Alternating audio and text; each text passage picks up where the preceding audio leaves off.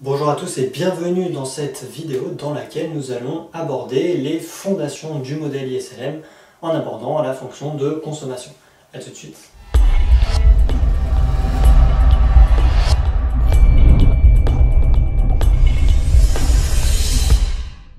Alors comment représenter cette fonction de consommation dans le modèle ISLM? On la représente à l'aide de cette équation.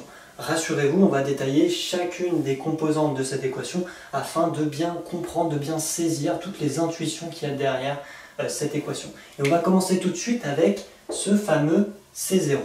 Que représente ce C0 dans cette équation? Alors C0, c'est tout simplement la consommation incompressible. Autrement dit, on a tellement diminué la consommation qu'il reste qu'un fragment de consommation qu'on ne peut plus compresser.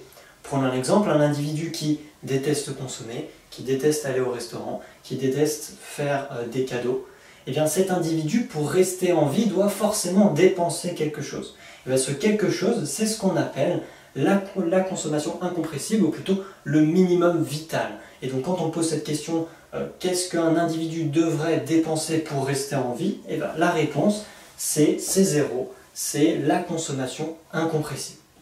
Donc ça, c'est le premier terme de cette équation qui permet de décrire la fonction de consommation. Qu'est-ce qu'on a d'autre? On a YD. Alors Y, c'est une notation économique qu'on retrouve dans les modèles macroéconomiques ou microéconomiques. Y, c'est le revenu. Ça peut être le revenu d'un État, donc on va plutôt dire le PIB, ou alors le revenu d'un individu. Pour bien comprendre l'intuition, on va se baser sur le revenu d'un individu.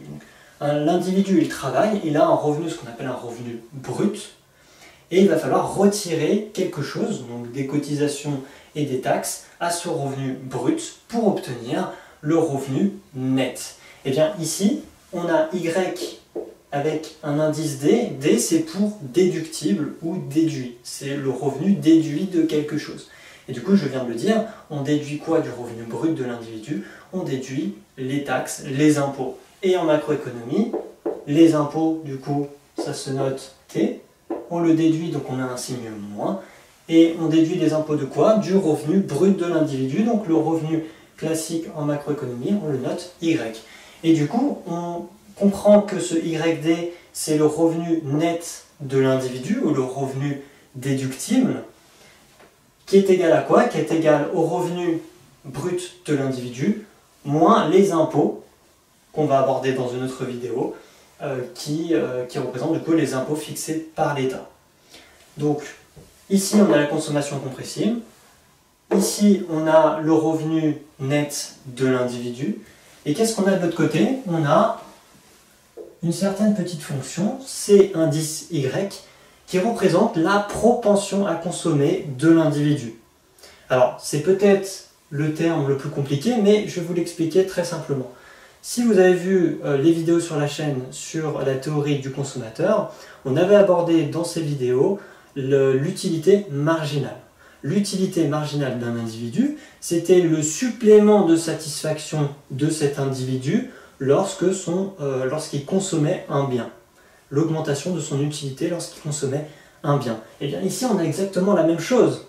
On a l'individu qui a un revenu. Si ce revenu augmente, combien l'individu va augmenter sa consommation? Il a un revenu de 10 au début, ça passe à 11, donc il a un gain de plus 1. Dans ces plus 1 euro, quelle est la fraction de ces 1 euro qui va augmenter la consommation?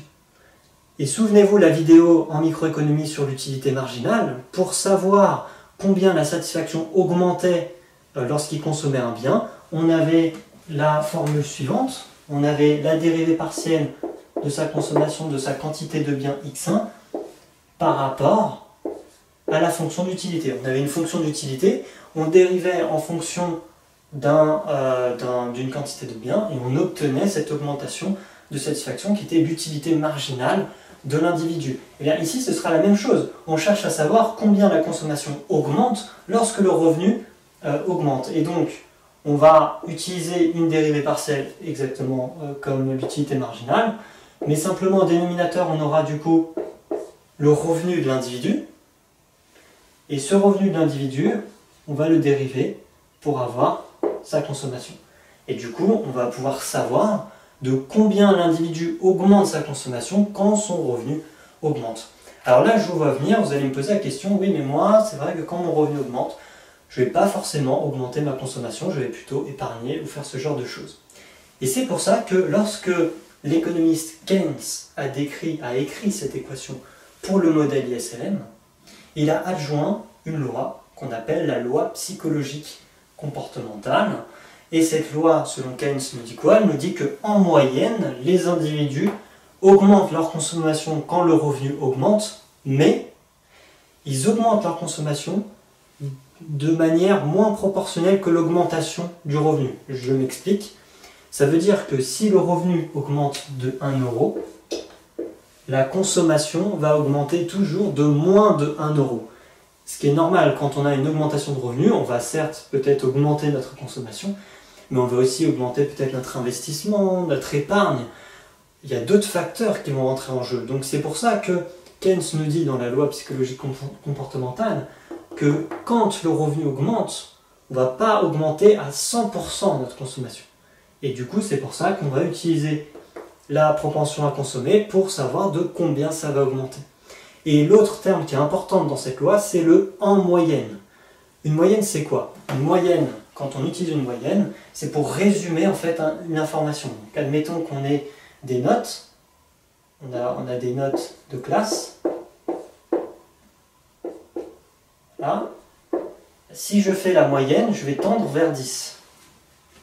Mais on voit bien que si ma moyenne elle tend vers 10, je peux avoir personne dans la classe qui a 10, une note de 10. Donc la moyenne est juste un indicateur qui permet de résumer une information d'un phénomène donné. C'est exactement la même chose sur la loi psychologique de Keynes, c'est qu'il nous dit qu'en moyenne, les individus, si on en prend beaucoup, ils vont augmenter leur consommation. Mais si on prend des individus un à un, il est fort probable qu'on ait des individus qui n'augmentent pas leur consommation. Donc c'est pour ça que c'est très important de bien comprendre chaque terme de cette loi psychologique pour bien comprendre ce qu'il y a derrière la fonction de consommation. Donc juste pour récapituler, on a la consommation incompressible, c'est 0, on a le revenu net déduit des impôts, et on a ici la propension à consommer de l'individu. Et lorsqu'on additionne ici, lorsqu'on calcule ces trois termes, on obtient la consommation individuelle. Et donc, maintenant, dans la prochaine vidéo, on va s'intéresser à la fonction d'imposition. Parce que comme on déduit ici, on a un revenu net et on le déduit du revenu brut, il faut qu'on s'intéresse à cette fonction d'imposition pour continuer de décrire comment fonctionne ce modèle ISLM. En attendant, je vous invite à liker cette vidéo, à la partager si elle vous a plu, et puis moi je vous dis à très bientôt pour la prochaine vidéo. Ciao à tous!